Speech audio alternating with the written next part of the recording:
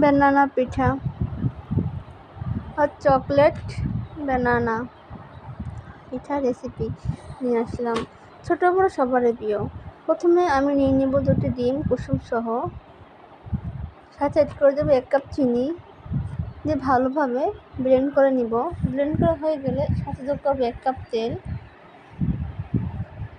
এবং বাকি ব্যাটার দিয়ে ভালোভাবে মিশিয়ে নিব। ভালোভাবে মিশানো হয়ে গেলে এরপর অ্যাড করব অল্প অল্প করে ময়দা। ভালোভাবে মিশিয়ে নিব যাতে কোনো দলা না থাকে। মিশানো হয়ে গেলে ঘন একটি ব্যাটার করে নিব। আমি এখানে ময়দা নিয়েছি 1 কাপ পরিমাণ। নিব একটি কলা, ভালোভাবে ব্লেন্ড করে নিব কলাটি এবং ভালোভাবে কলা পেস্টটিও মিশিয়ে নিব যাতে ভালোভাবে মিশে যায়। ভালোভাবে মিশানো হয়ে গেলে এ পর্যায়ে দিয়ে দিব গরম পানি। গরম পানিটি কাচের বাটি বসিয়ে তাতে দিয়ে দেব চকলেট। ওয়েট করব গলা পর্যন্ত। চকলেটটি ভালোভাবে গলিয়ে নিব।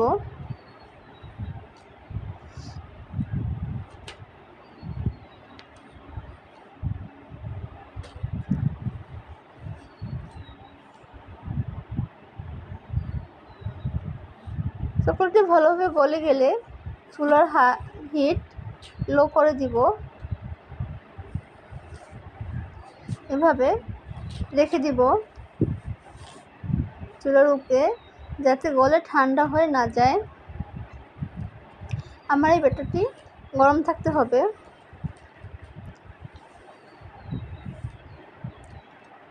আমার চকলেটটি ভালোভাবে গলে গিয়েছে। এখন চকলেটটি অ্যাড করে দিব ব্যাটারের সাথে।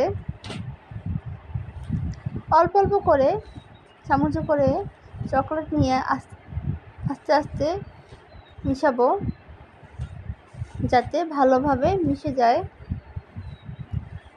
এই পর্যায়ে বাকিটুকু ঢেলে দিব, ঢেলে ভালোভাবে মিশিয়ে নিব।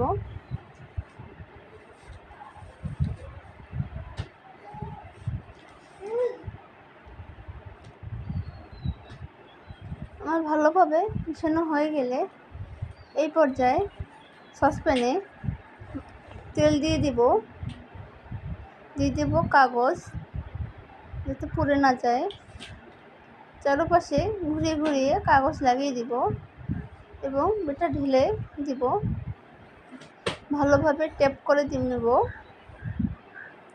ট্যাপ করা হয়ে গেলে চুলায় একটি হাঁড়ি বসিয়ে দিব। হাঁড়ি গরম হয়ে গেলে তাতে ব্যাটার বসিয়ে দিব।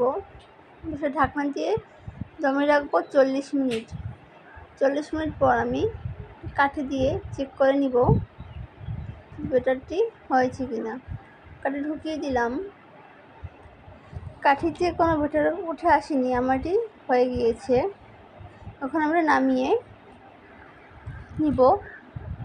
নামানো হয়ে গেলে দেখুন কি সুন্দর কালার হয়েছে। এখন আমরা কেটে নিব ছোট ছোট পিস করে। আমার হয়ে গেল কলার চকলেট পিঠা।